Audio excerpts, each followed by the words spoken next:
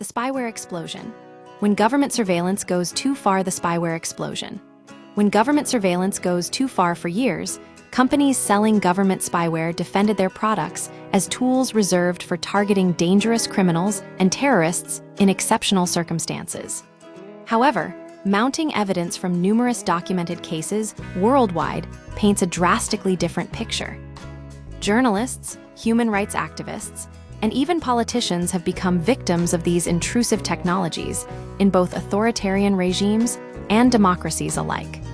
The recent case of an Italian political consultant working with left-wing parties highlights how spyware is proliferating far beyond the narrow scope initially claimed by its vendors. This isn't a case of isolated, rare attacks. Rather, governments are exploiting these powerful tools to surveil a broader range of individuals than previously thought. Eva Galperin, director of cybersecurity at the Electronic Frontier Foundation and a longtime spyware researcher, clarifies this misconception. If you're targeted by government spyware, you are not public enemy number one, she explains. It's become far too easy to target people, so we're seeing governments use surveillance malware against a range of individuals' minor political opponents, activists, and journalists. Several factors contribute to this alarming trend. Firstly, the way spyware is sold creates an inherent incentive for abuse.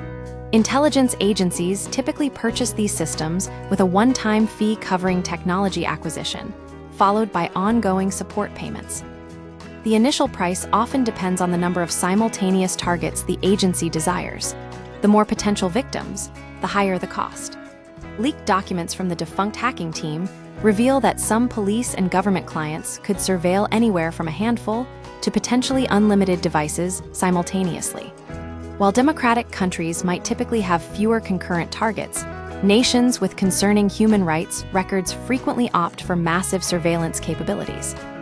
This dynamic has resulted in documented spyware abuse against journalists and activists by Morocco, the United Arab Emirates, and Saudi Arabia, among others.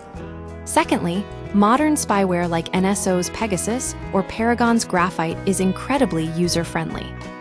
These systems function essentially as consoles where government officials input a phone number, triggering automated surveillance in the background.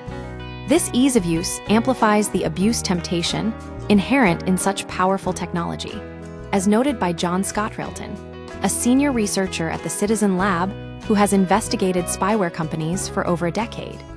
He emphasizes the urgent need to treat government spyware as a serious threat to democratic processes and elections. Finally, the lack of transparency and accountability surrounding these tools emboldens governments to use them with reckless abandon. The impunity enjoyed by perpetrators in using this exceptionally invasive technology against even minor opponents raises serious concerns about its unchecked proliferation. Despite these challenges, there are glimmers of hope.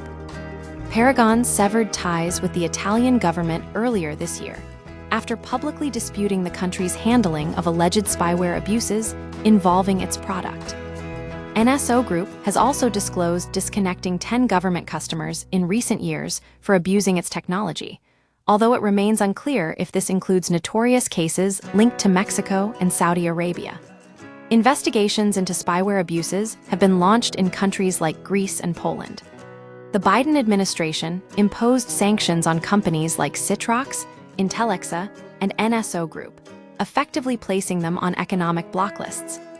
Additionally, a coalition of mainly Western nations, led by the UK and France, is attempting to curb the global spyware market through diplomatic channels.